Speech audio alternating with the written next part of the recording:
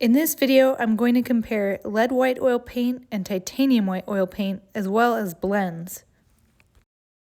First up is Gamblin's titanium white, which only contains the pigment PW6. Here's a close-up of the texture.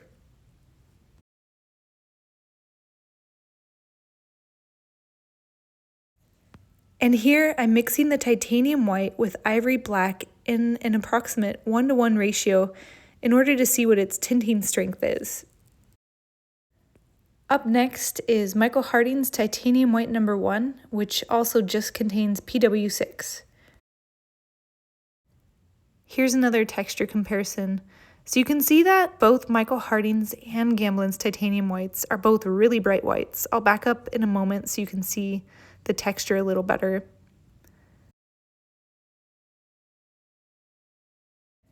It looks like Michael Harding's titanium white has a higher tinting strength than Gamblin's titanium white. Michael Harding's titanium white also has more of a buttery texture than Gamblin's, which I prefer. This is Rublev's lead titanium white, so it contains PW1 and PW6. This is the texture of Rublev's lead titanium white. The first word that comes to mind is syrupy. It's kind of sticking to the palette knife a little bit. There's definitely a little more oil separation with this paint, so it takes a little mixing. Rublev's lead titanium white definitely has the highest tinting strength so far. This is Michael Harding's comparable foundation white, which also contains PW1 and PW6. As you can see, it's a little brighter than Rublev. Here's the texture. It's a little stickier than the titanium white on its own, but still rather easy to spread and work with. And here's the foundation white mixed with ivory black. The tinting strength is not as high as the titanium white on its own.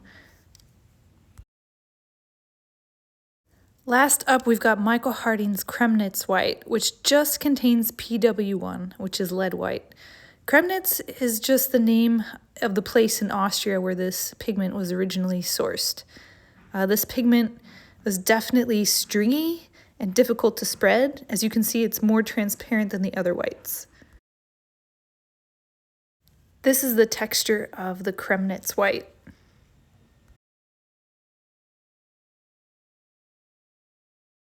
The Creme Nits white has the lowest tinting strength of all of the whites, as you can see. And I guess that could be okay if you're trying to increase the transparency of another paint, but it's definitely a semi-transparent paint on its own. Here are all of the whites together so that you can get a closer look.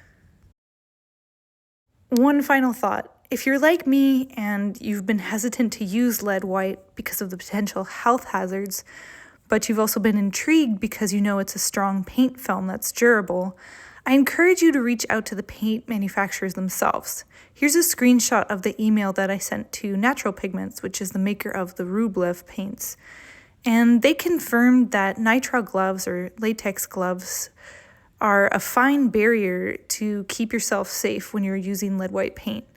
So if you have any questions around the safety of lead white paint and how to handle it, I encourage you to reach out to them or whoever is the maker of the paint that you're buying. If you'd like to check out any of the paints used, I've added links below in the description.